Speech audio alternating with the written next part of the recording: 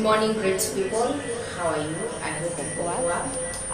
Personally, I'm very okay. I'm blessed and I bless the Lord for such happy time together. Sharon, Karibu sana. asante. How are you? Fine. How was your week? It was great. Great. Hatukuwa na wewe last Friday, Nilikuwa nimetoka kidogo lakini but you're back. So I hope that everyone out there had a great week, a blessed week, a fruitful week, and mmekuwa tu poa. Juu ndio happiness yetu, by the way. So welcome guys to our Blessed Soul show. Karibuni sana. Nimejaribu sana nisingoe. We Blessed Soul show. We. So karibuni sana as we have some fruitful and spiritual discussion together. So karibuni sana. What do you have to say to them, Sharon? Karibuni na mjifeel mmefika. Tutawaambia ile kitu unapitia, ile kitu unapitia tuambie, tutadiscuss na utapewa advice. Everything you want, tell us, tutakusaidia. So make sure umeingia to our social handles, that is Jpc Tv pale YouTube we are live. Pia Facebook tuko live. Make sure you subscribe kama uja subscribe, you follow if you haven't followed. And another thing, if you have a burning issue, if you have a question, feel free pale kwa comments, talk to us. We are going to answer you, we are going to talk with you, we are going to unlock it all together. And pia hizo share the links. Make sure imefikia watu wengi, as many people as possible. Make sure watu wame tune in and they are watching us. So let's do this. So our first topic today is faith over fear. I know you know faith. I know tumesoma faith sana, especially in our primary schools, in our secondary schools. Okay, so faith is not a new thing to us.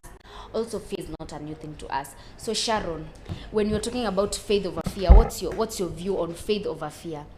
What's faith, what's fear, what's like nini na click kwa mind yako the moment tunasema we are choosing faith over fear? Nianzie na fear. Fear ni kuogopa. Yaani kuna kitu ile unaisingi, unaogopa. Faith ni kitu unaamini na uioni. Yaani unaamini hiyo kitu lakini uioni.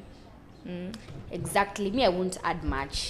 Venye tu Sharon amesema, faith is believing in the unseen things. Vitu zenye hujaona, just like Abraham, he believed when God told him that he's going to make him a father of many nations, he's going to make him the father of faith, and his descendants watakuwa wengi kuliko the stars in heaven. Though Sarah was barren, Abraham believed that though time imepita, though tuko kwa old age, as long as God has promised, atafulfill. So that's what we are talking about when we are saying about faith. So it's believing in the unseen thing. Alafu fear, venye tu Sharon amesema, ni uoga. Like unakuwa na uoga, anxiety is uoga. Like yes, si uoga tu peke yake, like unaogopa maybe mtihani, maybe unaogopa a situation isifanyike, and etc. So karibuni sana as we talk about faith over fear. So unajipatanga uko in a situation where unashinda utakaje. Okay, there's a situation that may come into your life and uko like, should I believe in this unseen thing ama nianze sasa kuogopa because I don't know sijui nitaihandle aje. So sometimes as Christians, sometimes as born again people, tunajipatanga in such a situation ama such a scenario. So Sharon, umeshajipata in such a situation like uko kwa situation uko like, oh my god, sijui niamini, sijui ni tense, sijui nikae chini nilie, I don't know what to do. Have you ever like ushajipata kwa situation kama hiyo? Mingi sana. Kama example, nikienda form 1 nilikuwa boarding school. Ulikuwa unaambiwa shule unachapwa na towel ikiwa na maji. Wow. Umeamini na bado uko na uoga kwa sababu niliamini hivyo. Tena nikaambiwa biology ni ngumu. Acha nikwambie, na nilienda high school na ilikuwa ngumu kwangu. So unaona, tena hivyo nilikuja hapa shule, sana naishi peke yangu. Sasa nilikuwa nasema guy, na mtu akikuja nibishie mlango nifungue. Hiyo uoga ni vile niliamini nikibishwa mlango nifungue kuna kitu mbaya. Sasa hiyo ndio uoga na niliamini bado. Yeah. So sometimes in such situations, we're supposed to choose faith over fear. Like usiogope. So on my case, there was something I was looking forward to. Like nilikuwa naiyongojea sana. Nilikuwa like, hey, hii kitu naiyongojea sana, and I was praying about it. And I was very positive. But ikafika in a situation, like nimeanza kuona itakuwa impossible. Like nimeanza kuona like this is next to impossible. I don't know if this thing is going to work. But I kept faith over fear. Like nilikuwa like, okay, I'm still going to hold on to it despite hii nini nakani kama hakutakuwa na hope at the end of the tunnel. Bado nilikuwa na hold on to faith, and I was very positive. And choosing faith over fear inakuanga ngumu sana. I know it's very very very very hard, but I chose faith over fear. Nilichoose to believe rather than kuogopa. And testimony ilifanyika in a positive way and not a negative way, and I bless the Lord for that. So amen. To our viewers out there, what would you tell them about choosing faith over fear? Unaweza waambia nini? Kuamini ni muhimu. Unajua ukiamini kitu na uweke uoga kando. Kama vile Abraham alikuwa ameenda kutoa mtoto wake. Alikuwa na faith na bado alikuwa na fear. Huyo ni mtoto wangu leo pekee. Tena naenda kumtoa alafu. Lakini vile alisimamisha imani yake, unaona kitu akapata testimony. Sasa anaweza angekuwa saizi angesimama aseme ukweli Mungu wako. Yeah. So in connection to that, I would love you to open the Bible for us. Now tusome from the book of Isaiah chapter 41 verse 10. So this book to encourage on choosing faith over fear. Like you shouldn't fear in any situation uko. You shouldn't fear. Like you're supposed to choose Isaiah chapter 41 verse 10. You're supposed to choose faith over fear. So Sharon atatusomea and then tusikie venye hiyo Bible verse inasema. I fear not, for I am with you. Do not be dismayed, for I am your Lord God. I will strengthen you. Yes, I will help you. I will uphold you with my righteous right hand. Exactly. You shouldn't fear. This is God himself speaking, because you know that the Bible is God's revelation to all human beings. Hii Bible like kuandikiwa the people wenye walitutangulia, ilikuwa inaandikiwa everyone, because God knew that tutakuja kukua into existence. So the Bible was written for everyone, like kila mtu, every human being, everyone who has breath, So that Bible verse inatuambia we choose faith over fear. So talking about faith over fear, in apply to the young people, Sharon, like out there, okay, kumekuwa na a lot of pressure online. You're seeing people with wigs, with iPhones, with that lavish lifestyle everyone would wish to have, kwenda vacation, atunapanda ndege. Oh my God. I know. As a young person, inakupatianga a lot of pressure. And you feel like you're not enough. Una feel like huyu mtu yeye ndio hadi unaanza kujiuliza gai, kwani sisi tulikuja kwa hii dunia kuona watu wengine, kuleta wengine, ama tulikuja kuzindikiza watu wengine maisha yao ikuwe smart, yetu ikikani kama inasambaratika. Like sometimes una feel like hadi umejidiminish, una feel like mimi I'm not that person. Mpaka uwezi simama mbele ya watu waambie kitu juu nadhania gai kwani wananiona aje. I'm not enough, unakuwa mpaka na low self esteem. Exactly. Unakuwa like I'm not enough for the task. But you know what, sometimes mimi naambianga watu hiyo ni fear uko nayo, fear ya kuwa left behind. Watu wana prosper na hata ujui watu wana hizo pesa ama hiyo lifestyle wanatoa wapi, na nini wanapitia ndio wapate hapo. A lot of things are happening out here, my dear brothers and sisters. Acha nikwambie, nilikuanga kitambo nikitembea na mamangu na mwambia I wish ile gari ingekuwa yangu. Unajua niliambiwa aje, usiwahi sema I wish ile gari ingekuwa yangu, juu mtu ana drive hivyo alitoa wapi hiyo gari. Kwa hivyo tafuta zako, ubai yako, ndio at least unaweza simama mbele ya watu waambie do you know what, nilifanya hivi na hivi. Wengine hawezi simama wakuambia nini walifanya ndio wapate hiyo gari. So me, one thing I want to tell you guys, Usikwe na hiyo fear kuwa left behind, especially for the young people. I know the pressure is increasing and it's good. But let me tell you, as long as you are in the Lord and you have the Lord within you, you won't fail, let me tell you. Acha nikwambie, usitake kutoka from here to here without any cost. Let me tell you, hakuna kitu inakujanga ya bure, inakujanga tu hivyo. You'll have to pay for it. So usitumie shortcut. Kama kwa Bible ule nini alikuwa anataka bibi, alifanya kazi ndio apate bibi. Exactly, Jacob did that. Who are you not to do that? So work for it. Usitake tu soft life. Na ujue soft life itakukost nini.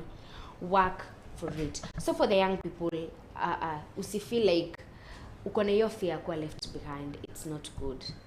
So what can we do to cancel this fear? Kitu ya kwanza, tunafaa kuweka faith ikiwa ya juu. Weka hiyo fear ikiwa ya chini. Speak positive things about your life, about your family, about your country, about the circles of your... Exactly, fight your fear.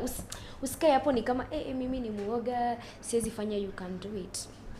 We can do all things through Christ who strengthens us. We can do it. So if you feel like, okay, if fear nitaiweka juu ya faith yangu, it won't work. So that's my encouragement today. Abu, hapo hiyo verse umetusomea chapter 13 nasema, I'm the Lord your God, I strengthen you and tell you, do not fear, I will help you. Hebu ona. Exactly. Anakusaidia tuna unashinda ukiogopa. Huwezi fanya kitu juu. Guy, ule ataniona aje? Guy, na nikisimama hapo wataona kiatu yangu sijui nakaa aje. Ujui ule mwingine amevaa hiyo kiatu kwa nini? Exactly. So you guys, let's choose faith over fear. And as we are winding up, tuambie pale kwa comment section. Tukiwind up your topic. Tell us kwa comment section. Ni nini ulikuwa ni nini ulikuwa na fear the most? Ni nini ilikuwa inafanya unaogopa sana hadi faith yako inarudi chini? What is that thing, that situation yenye ilikuwa inafanya unaogopa sana until your faith inarudi? The topic of discussion.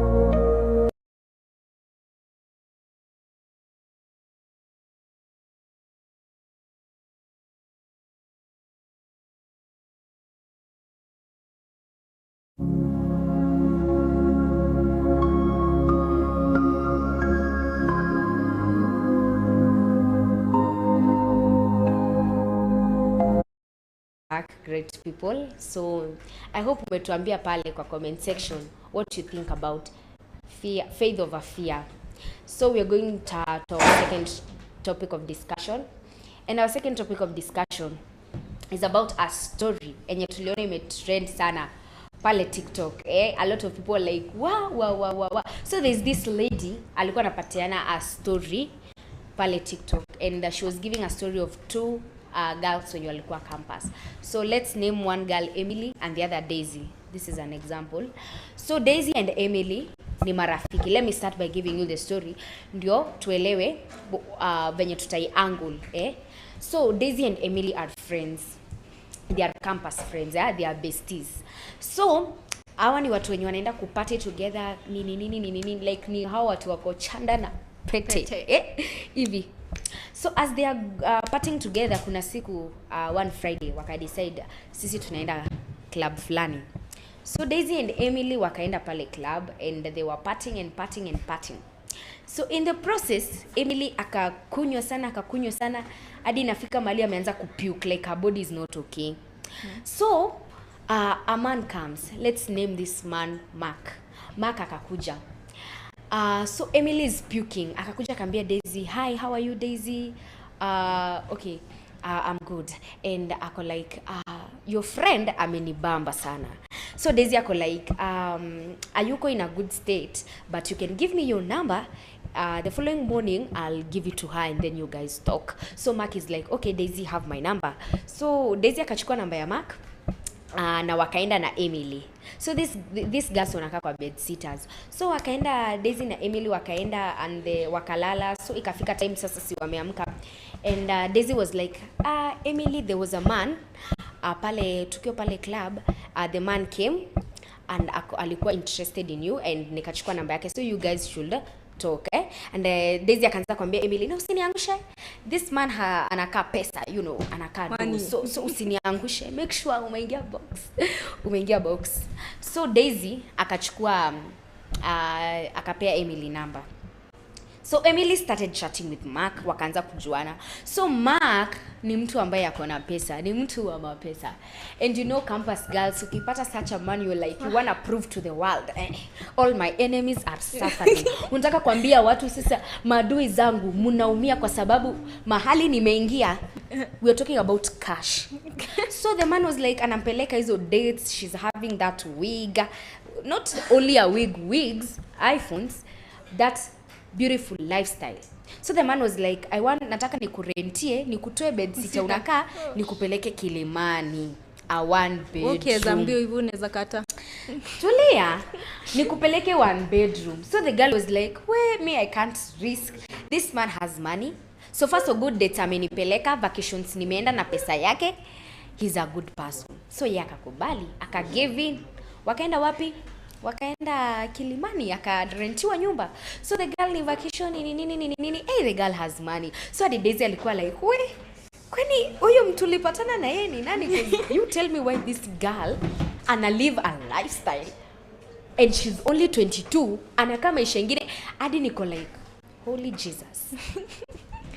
Lifestyle yenye una aim kuanza ukiwa at 30, yeye ameanza at 22, you know.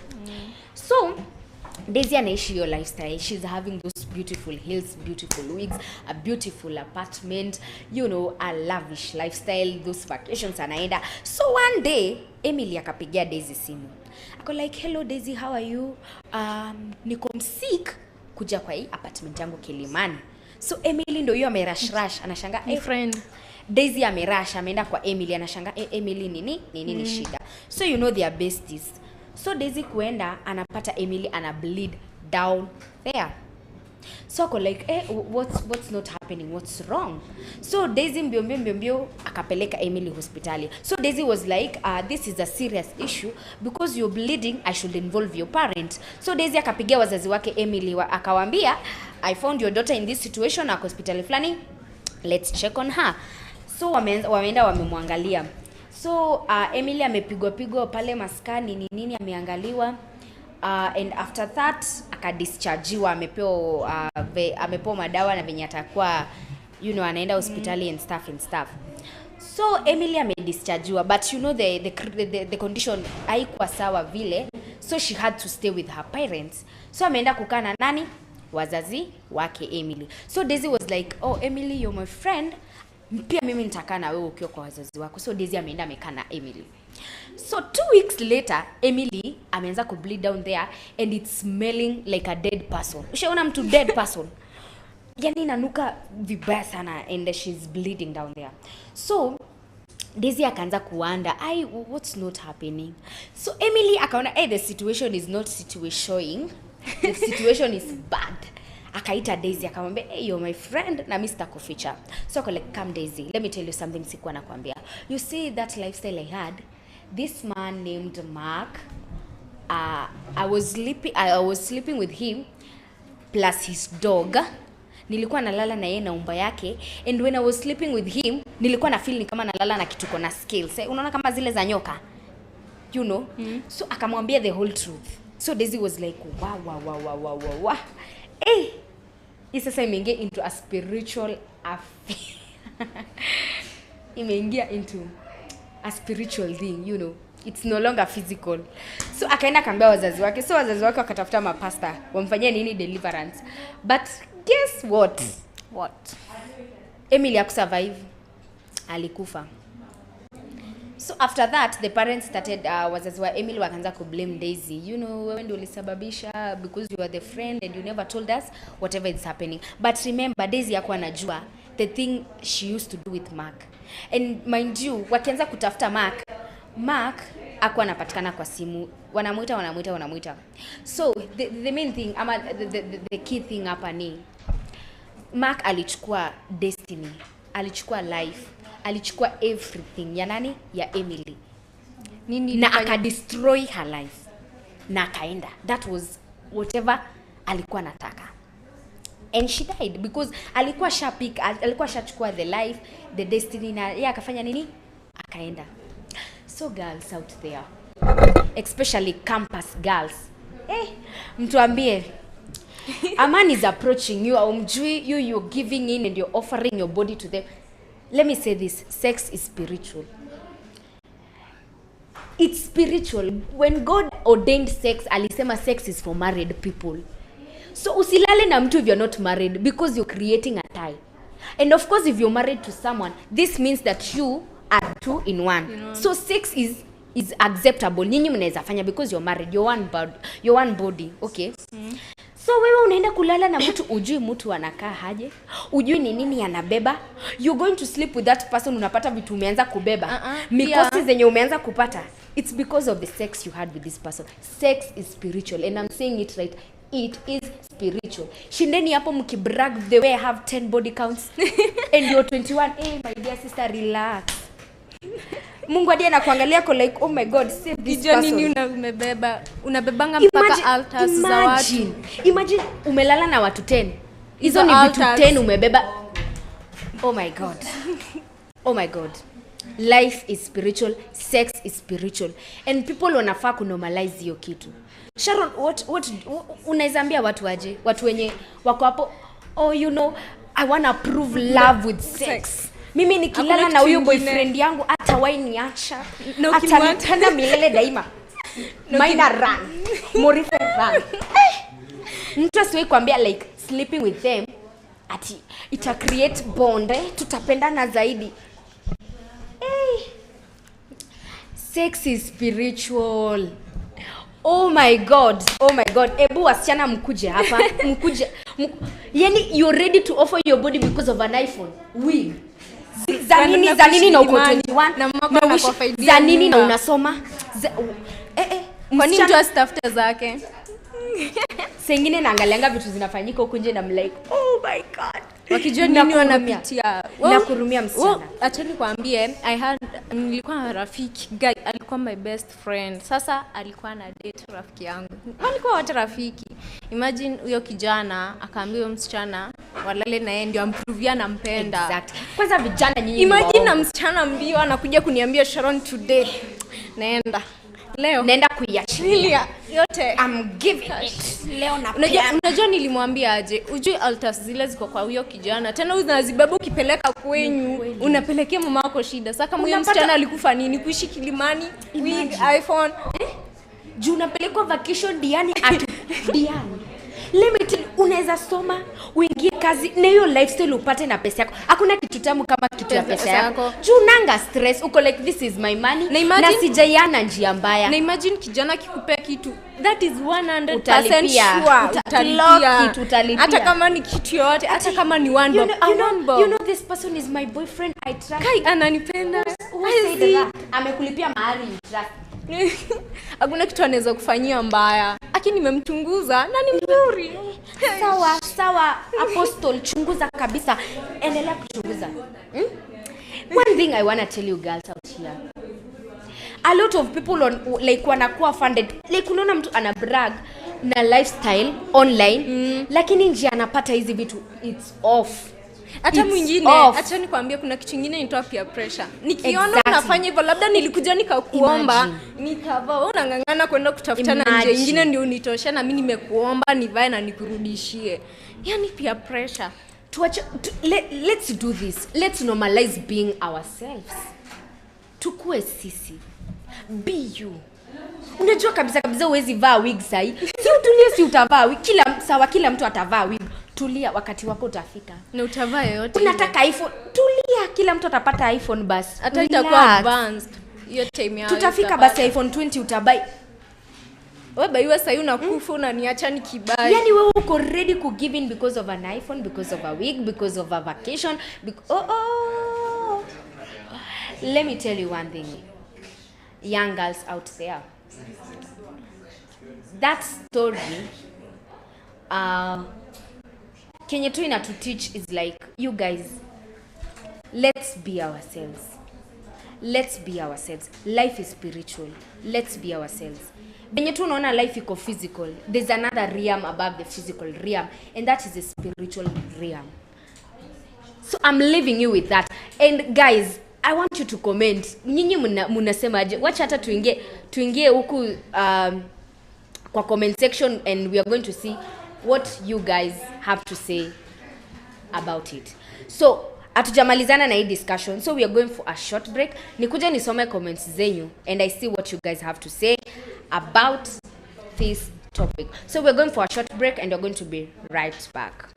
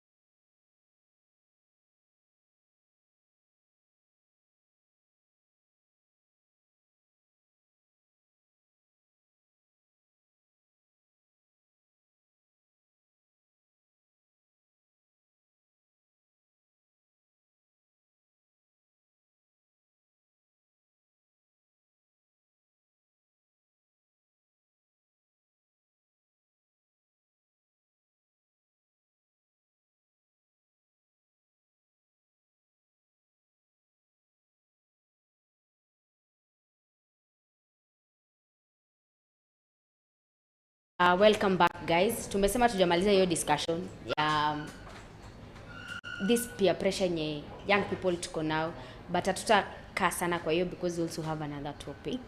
So Sharon atatusomea comment section and we're going to see what people are saying out there. So thank you for tuning in. Thank you for sharing the link. Thank you for commenting. Thank you for liking. Tunawapenda sana. Inatuonyesha like the way you're supporting us and it's good. Na okay, oh my god, siku moja nitawaita tukate keki pamoja, but in the meantime, thank you very much. Masimwani wanasema wasichana, let's teach ourselves to say no. Exactly. Hapo tu venye Masi amesema. A no is a no, a yes is a yes. Si ukwe na msimamo, kwa na standards. No, unajua kuna ile no ya small letters. No ya small letter inamaanishanga a slightly yes ya small letter. Ukisema no, it's a no. Haiwezi change ni no ya capital letter. Like mtu anakuambia, you know we can do it. We watch. It's not. Si usimwambie situfanyi. No. Hakuna. Ni nini unakaa ni kama you are accepting, ni kama utaki. Let's have standards. Tukue na msimamo. So bado mweni anasema toboa kabisa, it's good. Some things ni vizuri tuna speak them out because it's good. You guys, we need to speak these things out at the end of the day. Rosie anasema absolutely amazing, the show is lit. Kuningine. Jemo Clinton anasema it's lit, thank you very much. And Becky Matata Davidoski anasema swadakta, niko ange na wapata mubashara tamu haramu. Thank you very much guys for commenting and for being there for us. I really really appreciate. Like, yes, it's a good one. So we are leaving you with this. Pressure isifanye uuze destiny yako, uze soul yako, uharibu maisha yako because you want those lifestyles zenye hata ujui. People are out here. Shetani, unaona venye tunaambiwa the devil is like a roaring lion ready to devour. Ako hapo nje. Ready to devour. Na wewe if you're not in the lookout, kama uoni, atakuja kwako and he will devour you down. Usingoje ati shetani mwenye ako na pembe ati huyo ndo unataka uone uko like this is a devil. No. Hapana. Shetani hata ni mtu smart sana. Atatuma mtu smart mwenye ako na hizo vitu. Unajua shetani anajua tu vitu bado unataka. Atatuma mtu ako na exactly hizo vitu zenye unataka. And then your life is destroyed, your destiny is destroyed. So guys, let's normalize seeing life as a spiritual affair, Yeah.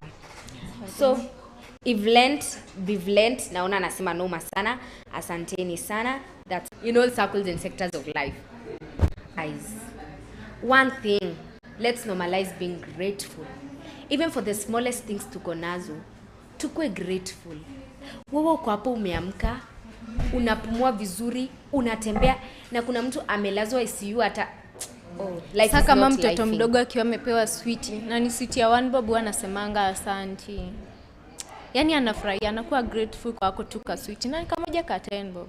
Lakini umefanywa vitu mingi na huwezi sema asanti. Labda tu unaendelea kuitisha lakini una time ya kurudisha shukrani. So one thing I wanna say is that sometimes we should pause and be grateful. Vitu zenye God anatufanyia hapa nje. To pause, just take a minute to thank God and tell him, God, I'm grateful for you loving me, for the gift of life, for you being there, for you helping me. Let's take a time and be thankful for the things that Christ is doing for us. So mimi ningependa kuambia, in each and every situation and circles of life, usisahau kusema ni asanti. It's good for you to give thanks. It's healthy for you to give thanks to Christ. Amaje Sharon. So that's all we had for today. And we are grateful. Especially I am grateful for everything God has been doing in my life. Though kuna vitu bado ninahitaji, ninashukuru kwa zenye already niko nazo.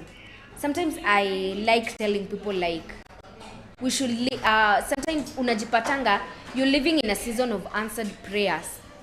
But because uko too much, you're asking too much, auoni ama au notice uko kwa hiyo season ya answered prayers. So sometimes let's pause, let's think, let us think of the things that Christ has done for us na zime come to pass in our life, because this is a season of answered prayers.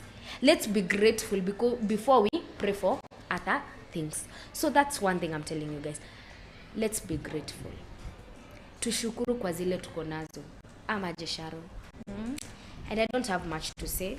We're going to wind up our show hapo. And let's put these things into practice. Let's normalize being grateful.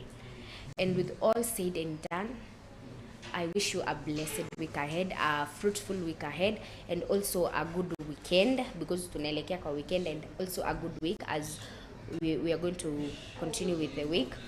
And may the good God be with you, bless you. Thank you guys for tuning in. Thank you guys for supporting us. Thank you guys for showing us that love that we take for granted. You guys are blessed, and we are forever grateful to our God for that. And I was your host, Beatrice Nzambi. Till next Wednesday, may the God bless you. And I am Nyaga Sharon. So thank you very much. God bless you. Till next Friday.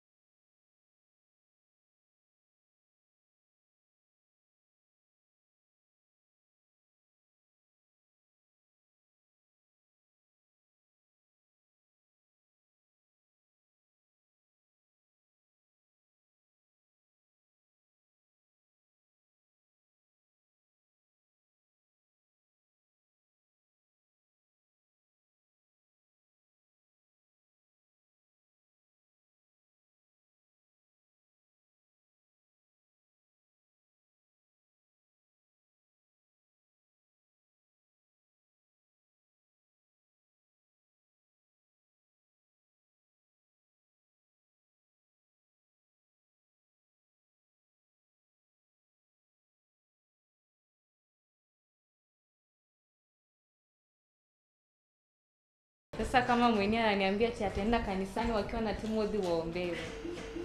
Ama aje. Lakini hata tunasikia kutoka kwao. So my name is Bridget. I'm your host. Na tuko na co-host ambaye atajiintroduce tukiendelea na show. Co-host naitwa Rosie. And Rosie, for that whole week umekuaje? How was your week? Despite kumekuwa na mvua, watu wamekuwa kibebwa, as you have seen kwa news. Watu wamekuwa kibebwa na mvua by the way. Yeah. So unapata kama Nairobi kuna waka jua, lakini unasikia kaunti nyingine kama Nakuru wanabebwa na mvua. So tutasema aje, in every day, in every single time, thank God kwa chochote chenye unafanya. Ukiamka shukuru Mungu, ukilala shukuru Mungu, kila time, kila second, kila minute shukuru Mungu. Ama aje? Yeah, okay, my week was fine. Ilikuanga tu poa, hata kama nilikuwa na challenges here and there. Kila mtu anakuanga na challenges zake maji. Yeah. Kujua has the purpose, and God anasemanga that thing that you are seeing is bad. Itakuwa nini kesho? Itakuwa kama testimony, unaambia mtu I passed this na finally nikapata solution and I'm here now studying strong. That's so good. Challenge yenye unapasia sahi, just know that itakuwa testimony kwako, utaambia mtu na heal that heart. Alafu kuna hii kitu ya hiyo the thanking God. Siku hizi kuna immature death. Yeah, sana premature. Accidents ni mob, hadi unashangaa kwani dunia imegeuka ama ni aje? Yeah, tunashangaa, then mambo na floods. Yeah, like hadi sahi unabidi tu hadi ukijiombea, unaombea mtu mwingine mwenye hapo nje juu, uwezi niambia unatosheka na usingizi. Those people in Nakuru County juu, like Nakuru imevunja hizo walls. Yeah. Za kuzia maji sipite ikuje kwa residents. Sasa tukiweza uliza, sikuuliza kama mtu binafsi, ukiomba ombea huyo mtu juu wewe umelala, umetoshika na usingizi.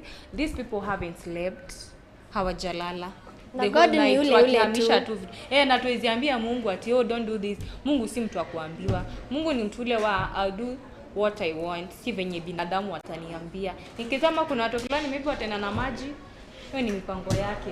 Hatuwezi blame Mungu ati Mungu mbona uchukue watu kama hao, na maybe me I've been suffering, nikikwambia tu nichukue. Let me tell you, yule mtu unatamaningi sana akufe, akufangi. Hadi wewe mwenyewe unatamani unaambia Mungu nichukue, hata kuchukua hata let mwanzo upitie challenges zote zenye yani challenges zenye tu umepitia, learn from people. Ndio hadi less kutamwambia kuchukua, atakwambia hadi nikikuchukua at least you have learned from people, the good and the bad ways from people. Alafu the same God ndo alisemanga, I think in Hebrews ama ni Galatians, alisemanga every challenge that you are passing there is always a door that is open. Na anajuanga every challenge that you are going through, uko na that strength, it is possible for you to fight, and then uta pass that challenge. So you challenge yenye unapasia sahi, one thing you have to know, unafaa kujua ile kabisa just know, even if unapasia this, God in heaven anajua, juu yeye ndo anasemanga, na alisemanga in the book of Leviticus that no word itarudi kwake kama itafanya nini kaijatimia, sio? Yeah. So just know that hiyo challenge yenye unapasia, there is a solution, na wewe mwenyewe ndio uko na the keys of the door of your success. Yeah. So mimi nawezaambia mtu mwenye ako hapo nje, don't give up. Yeah. Hata kama umesikia at your lowest point. Mimi kuna mtu alikuwa anasema kusema TikTok that unaona ile time mwenye lose hope, uko ile chini kabisa, hadi unaambia Mungu, hadi mwenyewe unaona na safa, nichukue tu. Acha nikwambie hiyo time ndo shetani anatumangwa. Mungu tu anampeanga chance, ndio testio mtu kama bado ako na imani na mimi. Na bado tu hiyo time ndio Mungu atataka kuona percentage ya faith yako kwangu inatoshana aje. Ndio unajiulizanga if Job alitestiwa, who are you? Yeah. Na alikuanga the believer of God. Afu najiuliza if Jesus mwenyewe alitestiwa, who are you? Yeah. So usijali, acha tuende kwa topics za leo because ni kama tunaenda it was a very good week. I guess your Blessed Soul imetubrace sana, ndio maana Yeah. tukakuja na that mood. So if umepita na Blessed Soul, enda hapo Jewel utaipata, watch pia wewe upate na hizo. Yeah, share, like, comment, tutasoma comments. Yeah. So a lot has been happening this week. Yeah, a lot despite a lot. mambo na mafuriko. a lot has been happening. So nitakuwa highlight hizo topics, then tutarudi discuss. So there's this Tanzanian star Chief Godlove. iPhone yake ilivyo ku Nairobi, but I think kuna some technical issues. Acha we go for a break, then tutarudi after a few. Sindi mahali.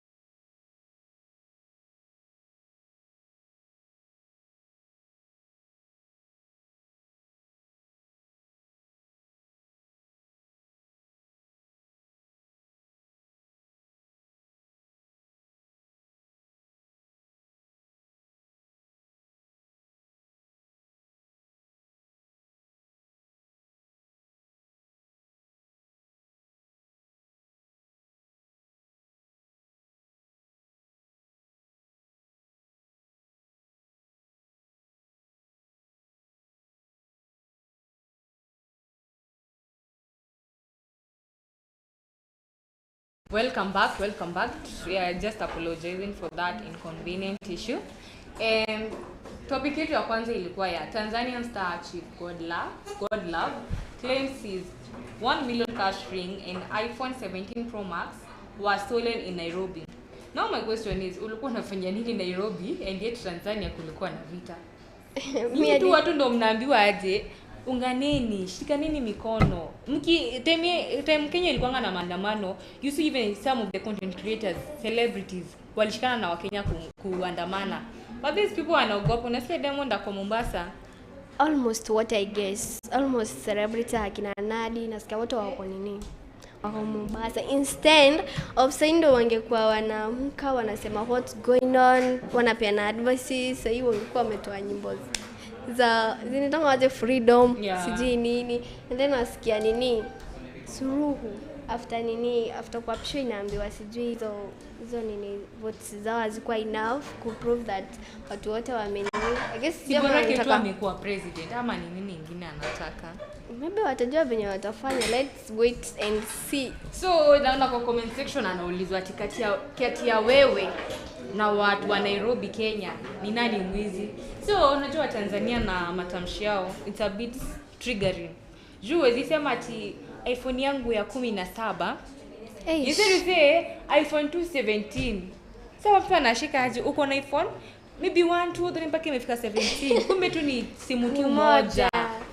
Unasema ati nimeigwa tu Nairobi, lakini welcome to Kenya. Karibu Kanairo, karibu Kenya. Even nani anaitwa Mjaka finally ndanga toke yuna iPhone ikaendanga hiyo, but nilisikia ilirudishwa mali by wengine. Lakini the question is kwani alikuwa amebeba aje? Unajua tu Nairobi. Sisi wenyeji tunajua tu. Ni beef. Ask me why. Huyu tu ndo alituambia aje ati mimi inazalisha Kenya mzima na pesa zangu. Acha basi afunge. Alafu ile time ya Chan Wakenya wakabengi tickets zote ati wakasema yenye imebakia ni Ambosa in case aishwe na nini na power. Mkaanza kusema huyu Godlove ni Godlove sio ni mbona anaitwa hiyo jina ati Chief Godlove. Ukaanza kusema ati Wakenya ni watu wachafu sana kajiji kadogo sana ka Nairobi. Haya, umekaribia jijini Nairobi. Umeporwa. Sasa.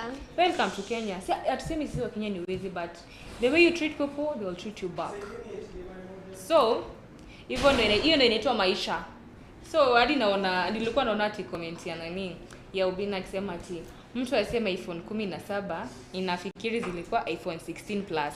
Kumbe ni simu moja tu. Karibu Nairobi. Umefanya ukora Nairobi. Karibu. Okay, moving to our next topic. Sijui kama Rosie umeona hii involve me. Umeona hiyo challenge? Involve me. Kama for example, involve me na braids inamaliza wiki 2 kwa kichwa. Sasa mnataka imalizange aje? Mimi kwanza zangu na wanga miezi 2. Asina na siringi. Lakini ya kitu acha nisaidie watu wa kuanika. Acha nisaidie tu kuanika aibu za watu wengine. Mimi yangu na miezi 2 hatuzifanana kimaisha. Kama unaweza after 2 weeks, hiyo ni maisha yako. Kama mimi hiyo pesa nitakupa pesa yenye uko nayo. Sio, unaweza after 3 months. Kichwa ni yangu. Bado juu kelisha nywele na mianga. Wewe tunajaribu kulezi nywele. Wewe niambia ati watu wananiambia ati wiki yako eti nywele yako inamaliza 2 weeks and no wezi bomoa. You don't put on nails. Kwanza nilionanga video nyingine wasichana walikuwa wameenda mall. So hakuwezi kosa hawa wasichana wa they scream a lot of money. So this girl alikuwa ameshika noteless na alikuwa na Android phone. Ama de mwingine walikuwa na wigs, they had nails on na they had an iPhone. So wakiingia najua kuna wale wasichana mira selfie ni lazima nipige picha, and they were like tuwezi ingia na mtu wa noteless na mtu hadi amevaa hizo viatu. No, let me tell you, hizo vitu naringa nazo saa hii ni za mzazi, si zako. Hujatoka hapo nje ukaanza kujitegemea, na maybe hizo pesa unaringa nazo ukizoulizwa kwenye unatoa, even I'll be so embarrassed kusikia kitu pesa zenye unatoa ni wapi. So machai sijui kuambia mtu hizo noteless, because I'm proud of plenty noteless. Ukizajua venye kitu ni supu na the wig. Sasa nikwambia sasa Rosie, enda tu na wig sasa, unaambia kama utotoleo wig kwa kichwa, hata kama mnastikisha na glue unaweza kuja nikutoe. Lakini otherwise hata kama like wanaringa, mtu nitamwambia if uko hapo na uko na beast yako, yeye akitaka everything anaweza get. Lakini unajua situation yako. Acha nikwambie, sometimes silence is the best weapon. Usiwahi taka kuwa kama rafiki yako. Mi usema don't copy, don't do a competition, be yourself, ndo create tomorrow. Uko unasema acha niwaambieni, mimi kitu nikisema vitu zenye nilikuwa napasia ni mob, utakuwa una encourage another person. Unajua mimi kuna kitu tulikuwa tunaambia tukiwa high school, that akunanga success tamu kama mtu alipasia akona ka story behind that success. It's always the sweetest. Hadi nakupatianga ile hope. Hadi mtu mwenye ako alinisaidia. Mungu mimi anaweza kusa kunisaidia kweli? Hapana. No, and then kijituma, lakini once kama hii ya sijui Kenyan Prince na Chuka Prince. Wewe alionanga sijui Kenyan Prince venye anafanya akamwapia. Sasa hii yako TikTok ana breed people. Sasa hii nani? Unaona alikuwa na copy nani Kenyan Prince. Yeye mwenyewe anasema Chuka Prince ati alikuwa tu anajaribu kufanya venye Kenyan Prince anafanya akidhania yeye atakuwa successful. Hautawahi kuwa successful because of copying another person, my friend. Forex. A very good guy, you need trader mzuri sana wa forex. But mbona umkopi? Sasa unasikia gari yake imebebwa na watu insurance. Don't copy another person. Insurance, fanya kitu yako. Acha nikwambie, ukiona mtu wako successful, don't say I want to like that. Lazima kama I want like to be like this person, una copy the same way. Na tusemi admire but don't do exactly what anafanya. Sitaki sema ati nataka kuwa kama yule. Kuna admire, admire. Nataka kuwa kama, lakini usifanye kinya nafanya ati ndio maybe ufilisha watu wengine because I know niliona nini fulani TikTok mtu akisema ati wig na iPhone isikuje isitumu ukuje uniringie maidia. Mimi as long as naingia TikTok, naingia Instagram, naingia Facebook, naongea mtu yote mwenye nataka. Mimi mwezi kuja hapo kuniambia ati mpaka sasa unatumia Android, unatumia Samsung, kwani mwezi buka iPhone? Maisha yangu imefika hapo. Mimi hatuzifanana. Kama maisha yako ni ya juu, ni yako ni ya juu. Kama yangu ni katikati, ni hiyo ni yangu. It's your own life. Mimi huwezi kuja kuniambia venye nitafanya. Ndio sikubalie kubebwa na pia pressure ya watu. Watu wataishi hivyo na hata wai change. Acha niwaambie. Mimi kama sasa nikipata Nitaonyesha wenye wako nyuma yangu, wenye wote walikuwa wananicheka. Na hadi ukipata mimi nitasema niko na maringo. Let me tell you, Rosie. Naona hadi sasa upate do, Rosie. Ringa. That's my energy. Ile time mwenye ulikuwa na shida, you are telling God, mimi hadi ukizanipatia niweza flex watu wati. Mimi hadi sasa nipate do na ringa. Hadi madharau nitapeana proper. I'll do it. Mtu aseme ni madharau, aseme ni maringo, hiyo ni mimi. I'll never change. Sitawahi change. Kwanza kunanga kitu inakuanga ikibamba, like ukiona mtu mwenye alikuanga anakuona you can't do this, you don't have potential, and then unaona kwa nyuma yako. Okay, sisemi ni vibaya. Like kuna kale kanini kafura kana kujenga, unasema oh thank God, at least I fighted. At least hata kama aliniambianga hivi, hata kama aliniumiza, at least I made. Hiyo chungu inatumanga ukue na nguvu. Hiyo chungu isitume u lose hope. Hiyo chungu ikupatie nguvu. Yafanya nini? Ya maybe ya kusonga na nini nyingine. So guys, stop losing hope. Na usiangalie mtu ati kai, lakini nilikuwa na classmate fulani. Unajuaje kama ni wababas? Wewe, fight on your own pace. Kuna maugonjwa za wababa utaona tu. Na atakuwa like, "Hey girl, ningekuwa kama wewe." Sasa hii acha flex. It's her own time. It's his own time. Time yako itafika hadi wewe utaflex na vipa ya God. Okay, moving to our next topic. Sijui uliona nani? Steve Simple Boy. Yeah, finally. Wow. Ali welcome Dragon Jr. to the world akana his wife. So, binadamu ni binadamu tu. You can't tell me Mungu siye tu aliumba Steve Simple Boy. Ni Mungu aliumba, si ndio? Yeah. Ndio aone. Nikizeleta Steve, mnaweza fanya, mnaweza ongea aje, mnaweza do. So, I had somebody say ati guy, sasa mtoto wa Steve Simple Boy atakaa aje, and I told her. Nilimwambia tu kitu simple, ni binadamu. Unaweza pata unaogojea atakaa vibaya. Woi. Msee atakuwa ameiva. You people stop judging people with their looks. Akai sura mbaya, akai sura mzuri, ni Mungu aliwaumba. Na ndio maana kibinadamu haizikuwa Mungu. Cause utakuwa like, oh, huyu ni Rosie, acha ni muombe hivi. Oh, huyu ni Mweni, acha ni. Oh, huyu ni Bridge, huyu ni fulani. Ndio mimi naambianga mtu, mimi nikiamka asubuhi, ukijiangalia tu hivi kwa kioo, tell yourself, wow, how smart am I? Yeah. I'm so beautiful. Usitegemee watu wakuambie, binadamu ni ule tu. Unajiangalia tu hivi kwa kioo unasema, we are created in the likeness and the image of. Yeah, of God. Ukijiangalia tu hivi. Steve anakaa Rosie. Vile Steve Simple Boy anakaa sahi, ndivyo Mungu anakaa. Labda anamkanga asubuhi anajiangalia kwa kioo anasema the same thing. Unapata anaongea, ana bluff.